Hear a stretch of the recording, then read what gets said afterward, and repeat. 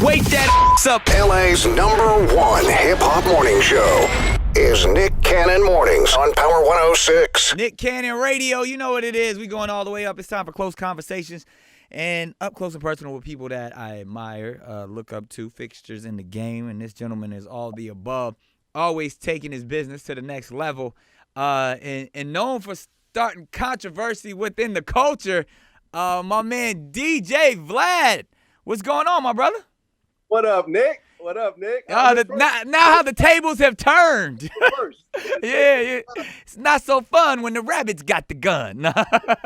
Now, this is cool, though, man. I'm glad we get to talk to you, obviously, about your platform, your ever-growing platform, your iHeart podcast, as well as, obviously, VladTV, and everything's been truly taken off. So congratulations on all that, man. But I figured you get an opportunity. I mean, I would consider you, we're friends, you know what I mean, in a real way, not just trends as the industry hangouts do. We are actually people who, like, even in personal conversations, I pick up the phone, I'll call Vlad will hit me up about things.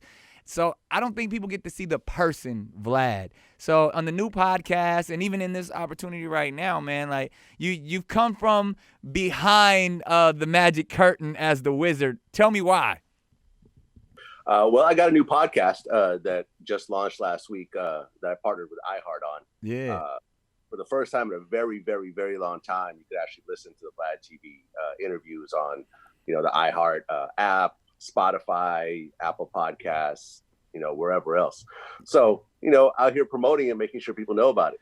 Yeah, man. So you've been like the ghost or the secret in hip hop for so long, and sometimes it can be because you're quite polarizing. I mean, if you read the comments on Vlad TV, some people who love how you dig in deep, ask the tough questions, and then some people think you're like the feds or the police because at times people have often said too much, caused beef, things like that. And now with your new podcast and even promoting it and stuff, like you out there, man. You are already.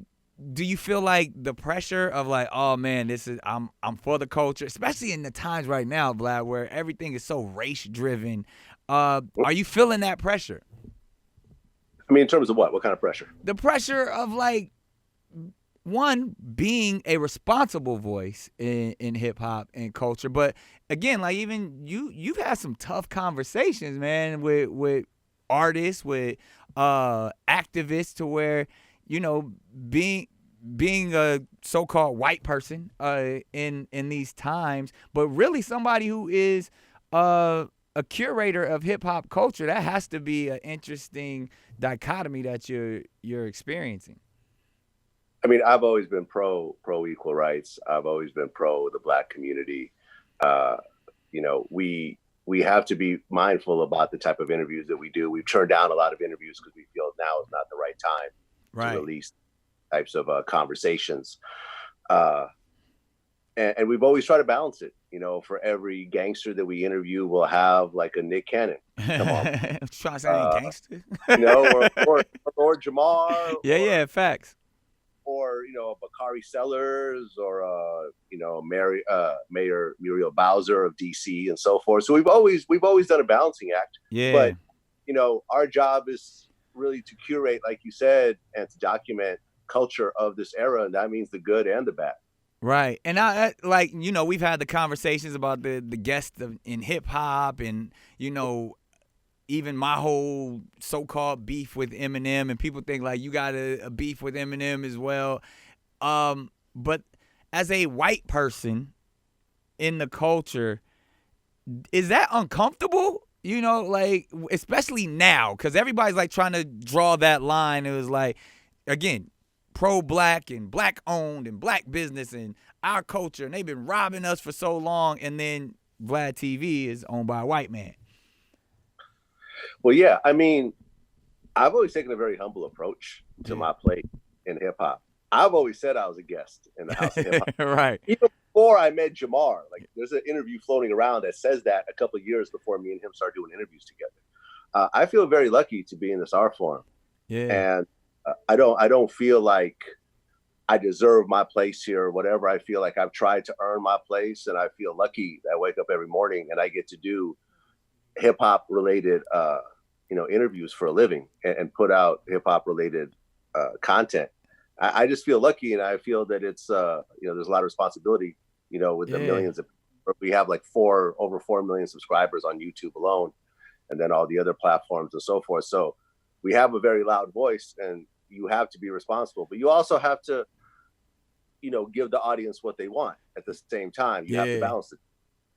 That's definitely an interesting balance. And I can say, as long as I've known you, even before Vlad TV and all that stuff, when I talk to you, I never feel like, oh, I'm talking to a white person. Like, I don't think about your color or where you're from. I was like, oh, that's just Vlad. Like, it's kind of always been that, like, even the mixtape days and DJ Vlad days.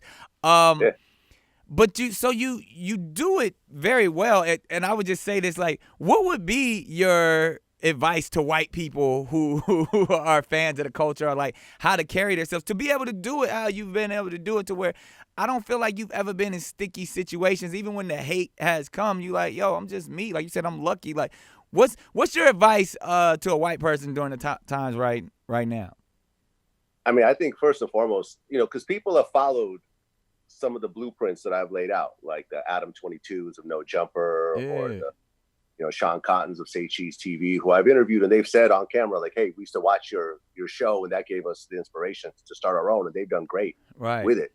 I think first and foremost, you kind of have to have a real sincere love of what it is that you're doing and the stories of the people that you're interviewing. Like if I country singers for a living, I wouldn't do a very good job of it. Right. But I grew up in hip hop. I grew up as a breakdance kid in the 80s. When hip hop first made it to the West Coast, like I've been with it almost my entire life, almost as long as there was hip hop outside of New York, that is. Right. So that's first, is like, find something that you really love and do the interviews and talk to the people that you really, really respect. Like my favorite interviews were people from like the 90s, when I was just a sheer, like a fan, and that's it. Right. Like there was no business. There wasn't how many views this is going to get. Like, I love this song and I love this artist, and I just listened to it in my headphones over and over again at night. Like I got to interview Chuck D the other day. Oh, dope. It was like a 3.5 hour conversation. Right. That gone on longer. Yeah. But I remember being in my bedroom and listening to, It Takes a Nation of Millions to Hold Us Back over and over again. Right. To me, it was like, wow, I'm getting to speak to one of the people I really, really respect. And, and like I said, you find something that you love, and then you're humble, you work hard. Right. I wake up every morning like 4 a.m. and start work. Facts. Every morning, no alarm clock, no nothing. I'm up, and the first thing I do is I received those early morning Vlad texts. Yeah. The first thing I do is what happened while I was asleep with my company. Yeah. And I don't remember a single day in the 12 years that I've been in business that I haven't worked on the company to some respect. Even if I'm on vacation, even if I'm sick or whatever else, I look over the company. And you have to have that neurotic kind of, personality in order to do well in something like this. Right. And I would say, honestly, business aside, because clearly you're a great businessman, built a wonderful infrastructure, turning into quite the empire. But I'm talking about like you, Robin Thicke, Gary Owen, Justina Valentine. Like, these are people, as we say, are invited to the barbecue. But to that white kid that's out there protesting, that really is sincere about, just like you said, equality, and people, like, it not necessarily being about color, but clearly it is about color, because our country is built off of white supremacy infrastructure. So how does the kid of this generation, who just wants to hang out with his friends regardless of the color of skin, what's your advice to them who just like, man, I understand the severity and the heaviness of what's going on with law enforcement and the government, and I want to support, but I don't want to also look like a clout chaser or somebody who's, doesn't understand the struggle. Like, what is your advice to the kids who want to get invited to the barbecue? I mean, I think for the first part is you have to understand that you don't understand the struggle as a white person. You just don't.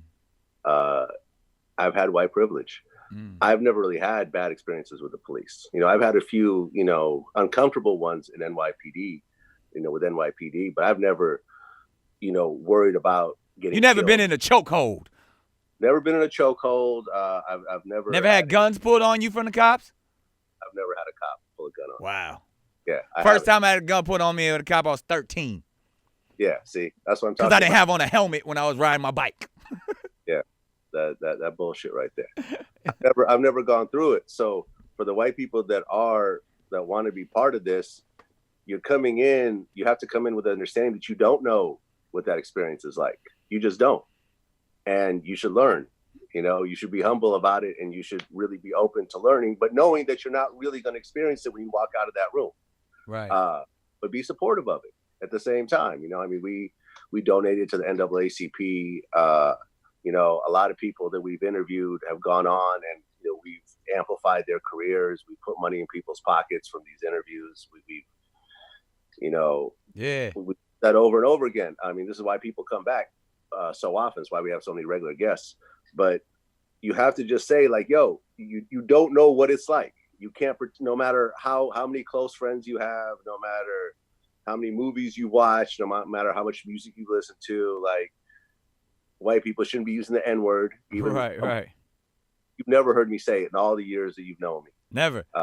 Yeah, I've never, not even sing along to a song. Like you have to really say, like, yo, I respect this, but I understand that I don't know what these group of people are going through, but you still want to help, and you still, you're in love with the overall culture.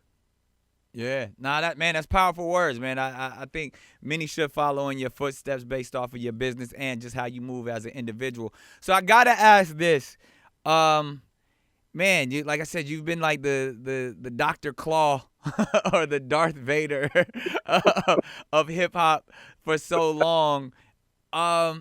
Was that by design? And then why show your face now?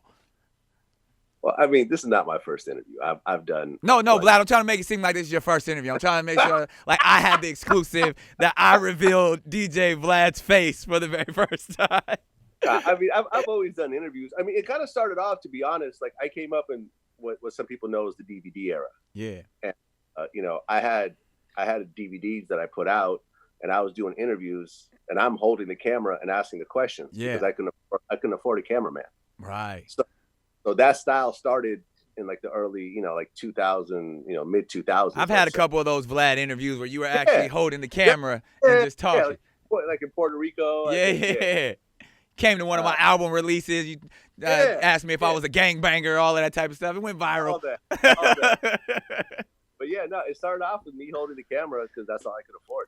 Yeah. I would do everything. I would do the interviews. I would edit it. I'd put it out and do all the write-ups and everything else like that.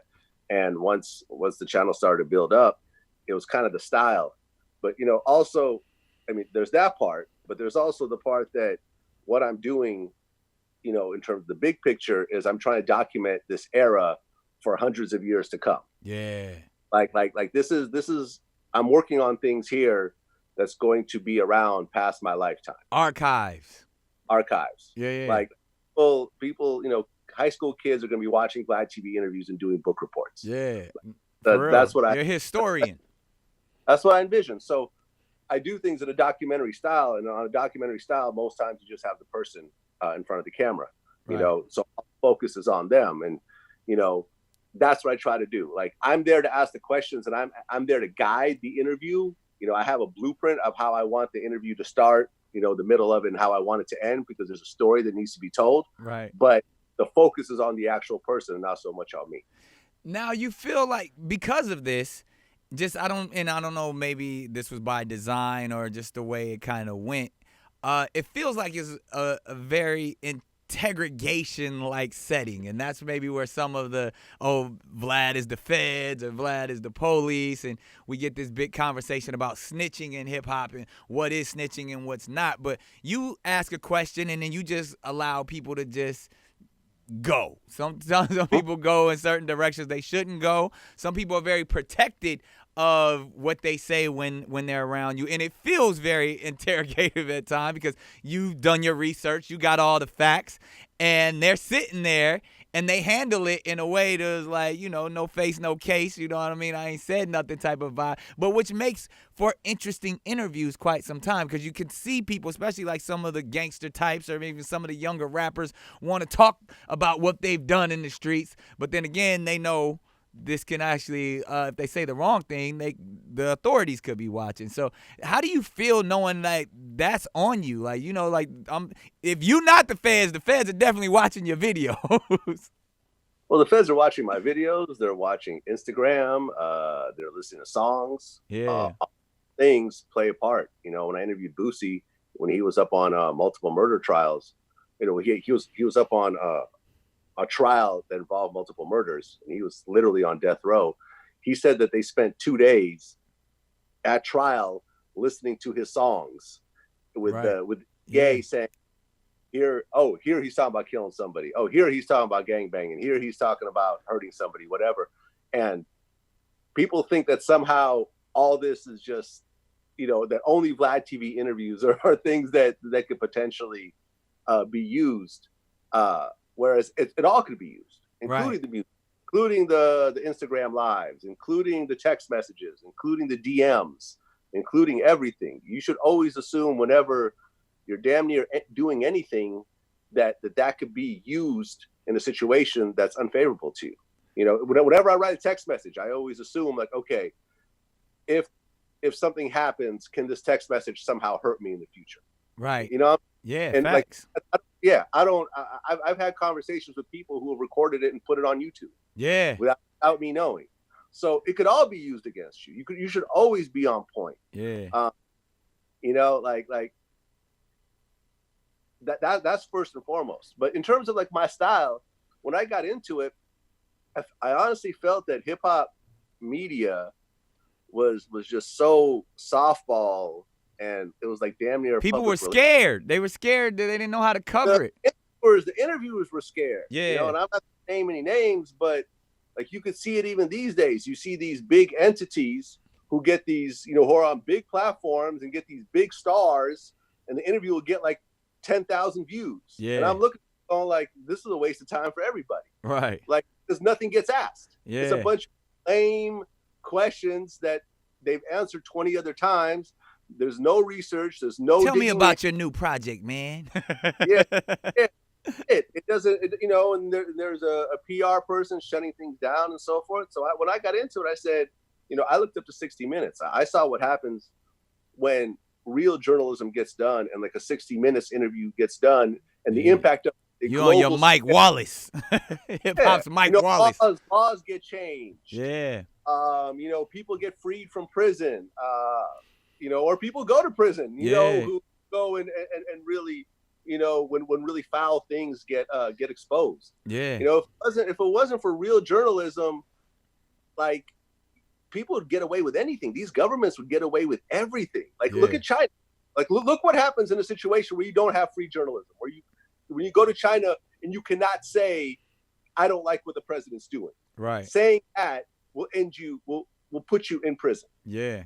Right. So you take away the people like myself who dig in these stories and go hard. And look, as hard as I go at a rapper, I'll go just as hard, with the mayor of DC. Right. I ask her the same type of tough questions that I ask anybody else. Yeah, as you should.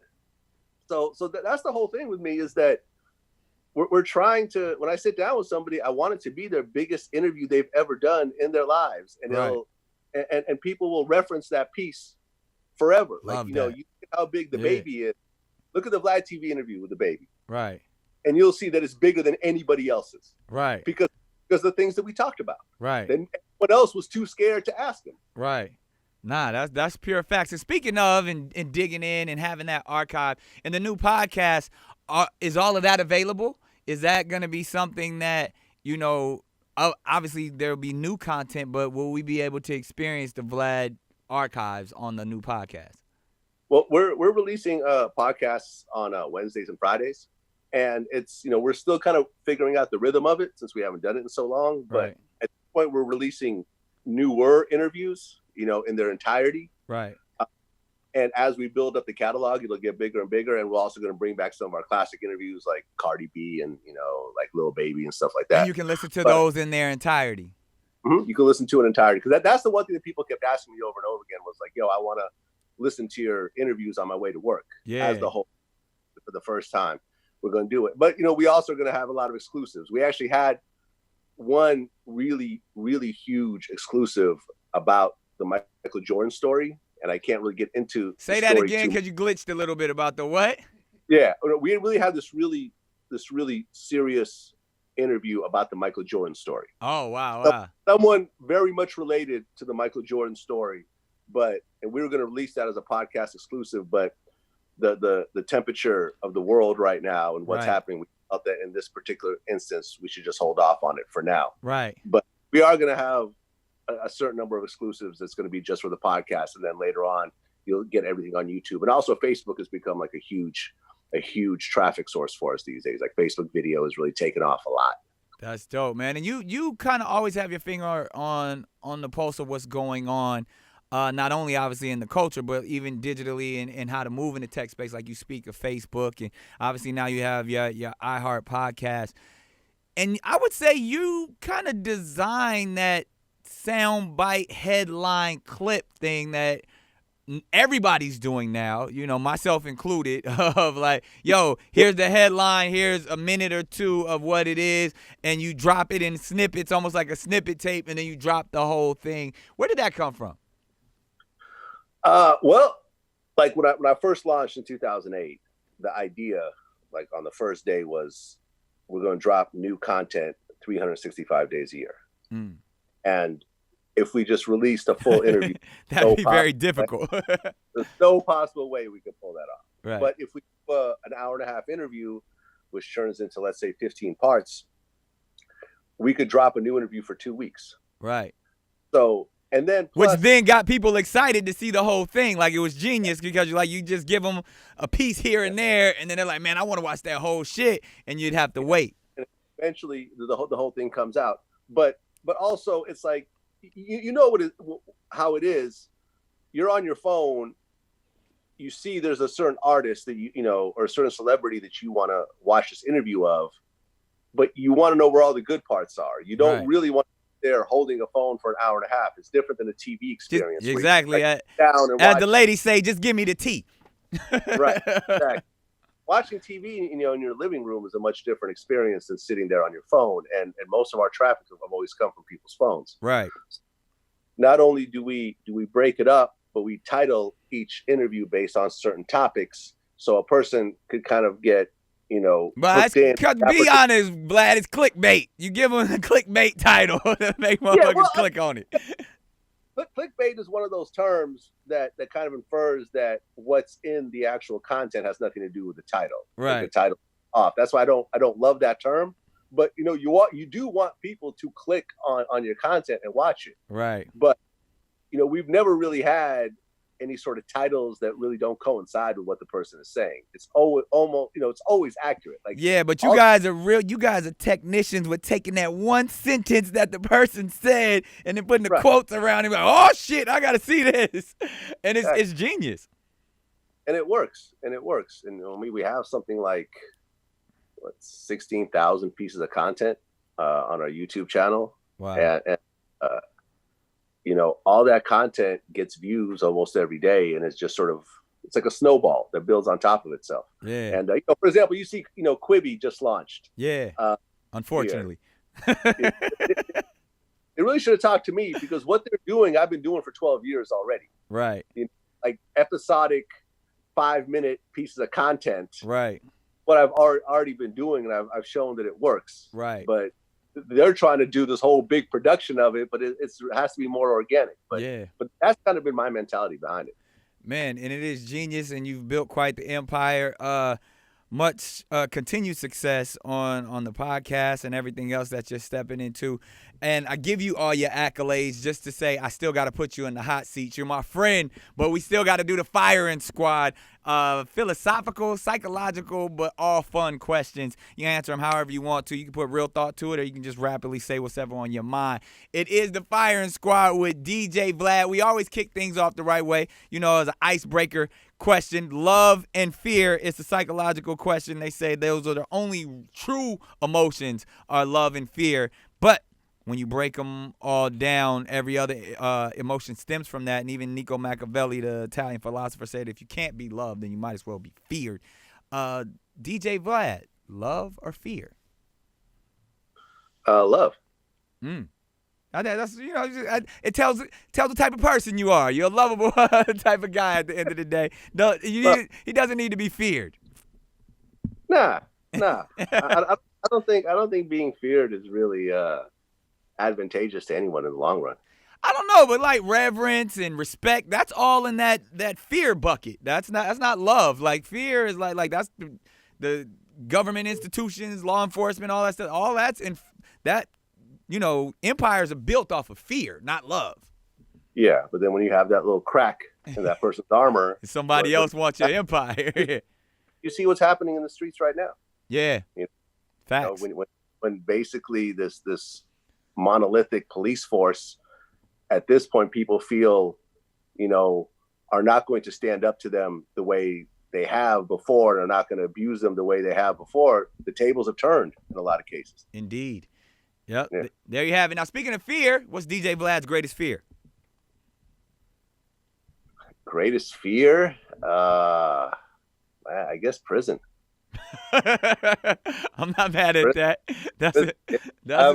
I've done a few days here and there just off some, suspend a license type things. But, I think about how much I do in a week.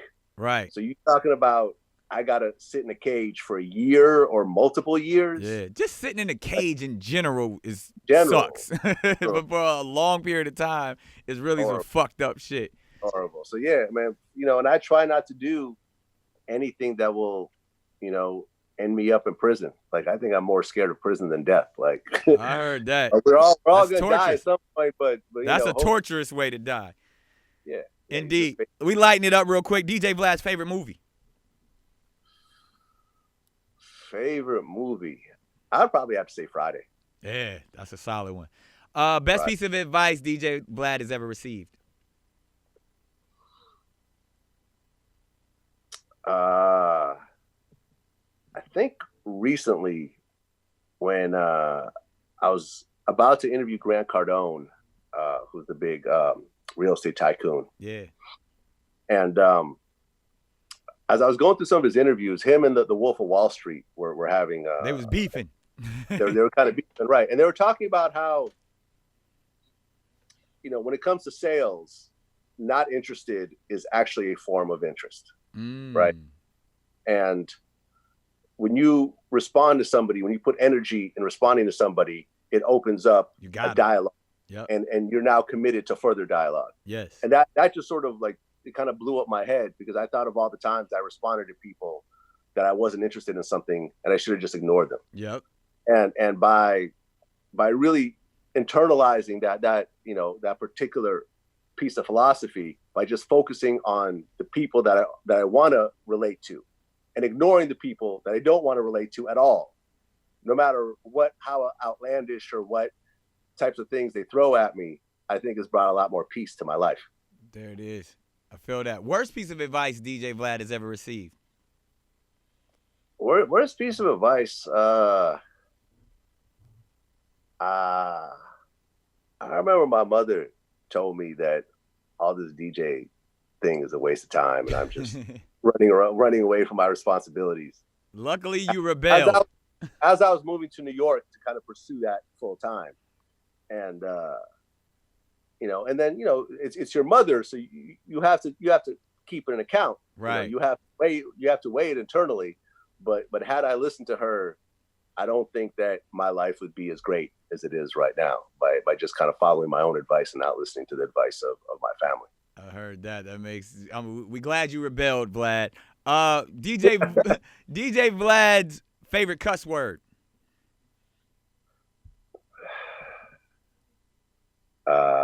Man. Probably motherfucker. That's a good one. Yeah. You say it in a very Vlad type of way, too. Straight to the point. All right, DJ Vlad's greatest accomplishment. I think, let's see, my greatest accomplishment. That's a tough one. I think as someone that has struggled for so long, that kind of, emigrated this country with nothing and started, a company like VladTV from the bottom and spent a lot of years, even before VladTV, doing mixtapes and doing DVDs and trying to figure out what I'm going to do in my life. And, going broke once in my life, being homeless, barely scraping by. During this pandemic, I'd actually built up my company in my own personal life to the point where when this catastrophe hit, I was, for the first time in my life, I was stable. I wasn't panicking. You know what I'm saying? Yeah. And I feel many people can't say that. Many people who think they're ballers and entertainers and all that stuff, they was panicked during the pandemic. They were panicking. They were maxed You had a out, nest egg for real. living paycheck to paycheck. They didn't have enough to get by.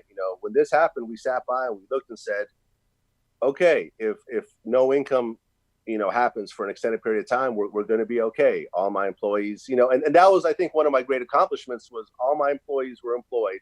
DJ Vlad didn't have to furlough nobody? Nobody got furloughed. Nobody got their salary lowered. Man, that's beautiful. Everyone still had their full health insurance and all their benefits.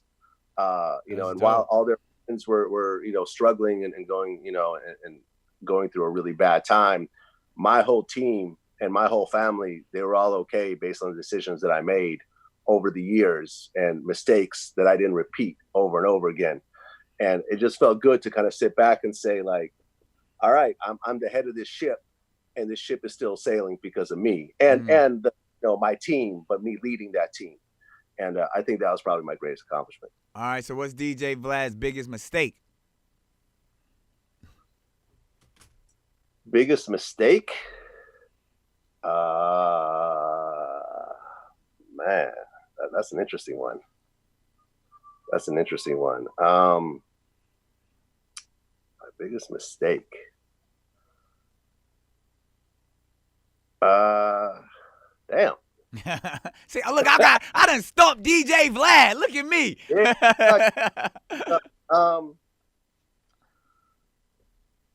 I think that there was a few times in my life where I kind of went along with what people following the hype, following the trend. Not so much the trend, but I think, like, in terms of relationships, like prior, like I remember I had a prior relationship that ended up really badly.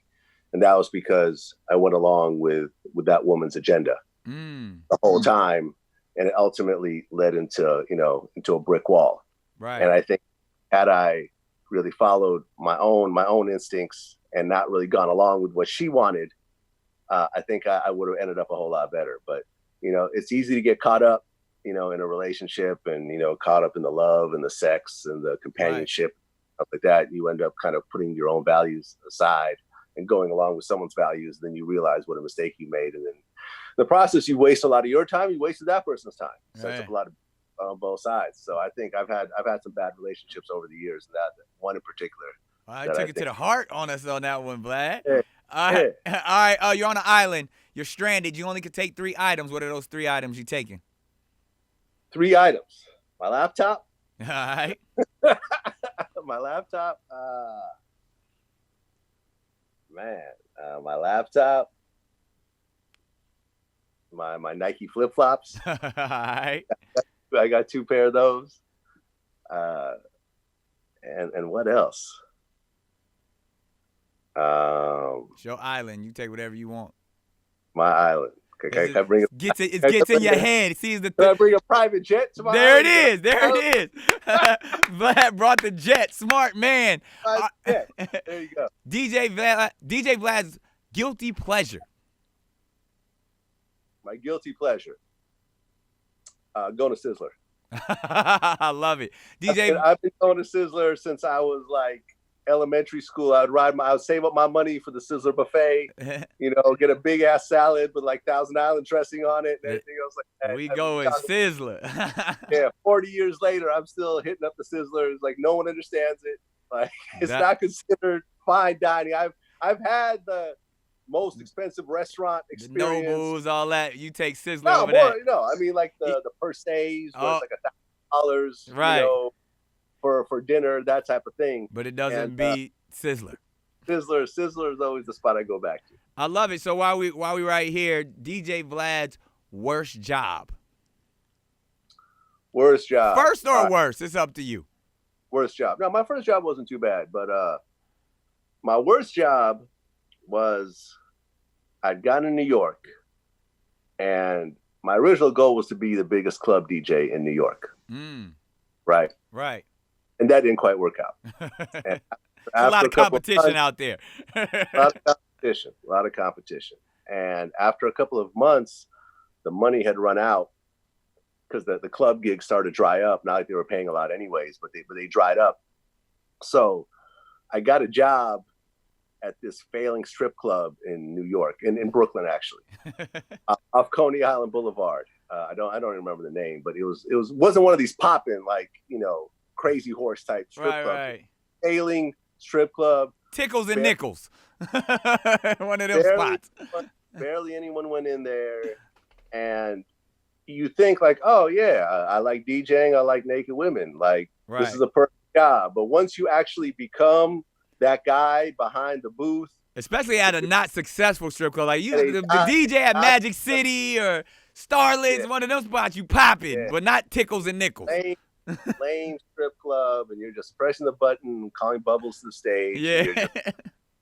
Gentlemen, keep them dollars coming, and you're like looking at your life. And I think I was 30 at the time, and I'm like, what wrong path did I take to end up here right now?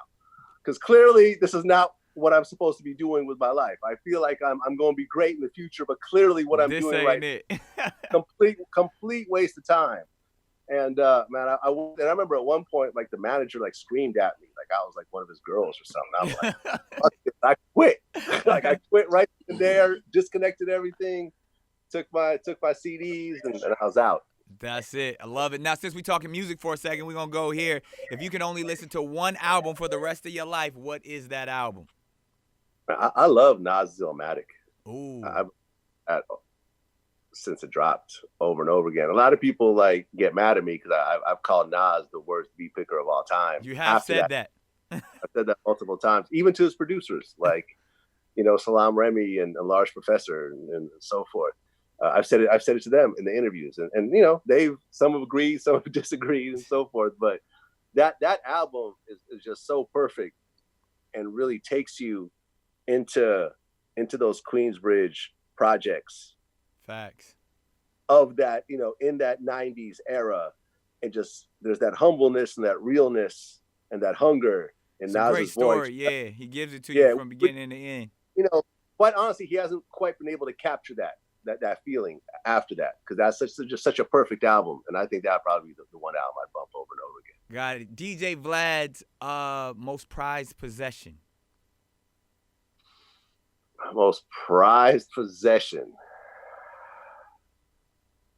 I bought an Audemars. A Watchman. A gold Royal Oak offshore. Oh, those are nice. Heavy. Big one. Heavy. The big, heavy. Yeah, yellow gold with a blue face. Ooh. And it was one of those. Let me find out Vlad out here with the drip. I got a nice watch collection. That's just one of those pieces. That's one of my pieces. But that piece right there, like when I got that, I'm like, all right, I've made it. The most, I think that was the most cash I've spent on a single item, like something that didn't need to be financed or whatever, like actually writing the check for that. Like, but you been writing the check. You didn't walk in like a rapper with the bag, like, and just dump it on the table. I got a cashier's check. It was one of those things where I figured, like, all right, I had some cash put aside that I wasn't really using at the time, and I'm like, I could just keep it in my account and it's not really earning any interest because the whole Fed cuts. Yeah, or you can show appreciation for what you've built and get you something nice. Buy this, and I know that I'll be able to sell it at some later point if I need to, if I get bored of it, because I get bored of watches and I just switch them up every so often. But like stuff like that, like Audemars and Rolex, they keep their value. So when you get tired of them and you want to sell them, you can get most of that back, as opposed to like something that you bust down. Yeah, if you put diamonds on it, you can't resell it. Might as well just give that to your little cousin. 50% off at that point. Yeah. You spend an extra 50% to ice it out, and you'll get a quarter of that money back. Facts. That's probably my most prized possession. All right, now we got to ask you this. Wrap it up. DJ Vlad's top 5. I don't know if anybody has anybody ever asked you that, or do you have it? Top 5 what? MCs. We'll go there. Top 5 MCs of all time. All time.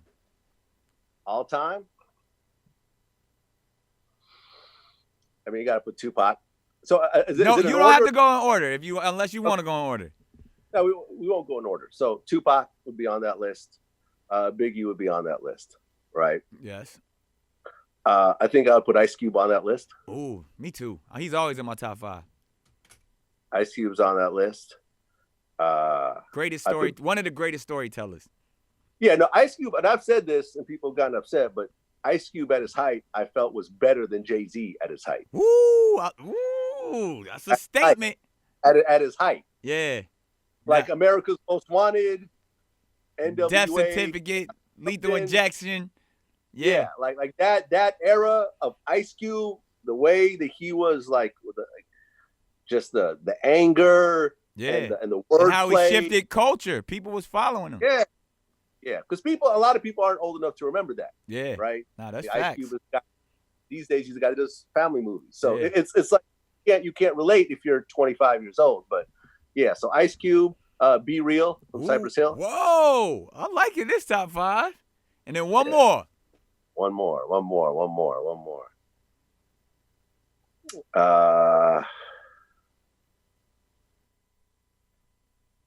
And this wasn't he wasn't in my top 5 for a while, but based on what he did on his last album, Eminem. Nah, Kendrick. Yeah. Wow, that's a great top 5, Vlad. I salute that top 5. I mean, not that I'm judging, but obviously we broke it all down through the firing squad, and we end the firing squad every time with this last question. When it's all said and done, you're clearly building a legacy. You're an icon in your work field. What's the one word that will describe DJ Vlad?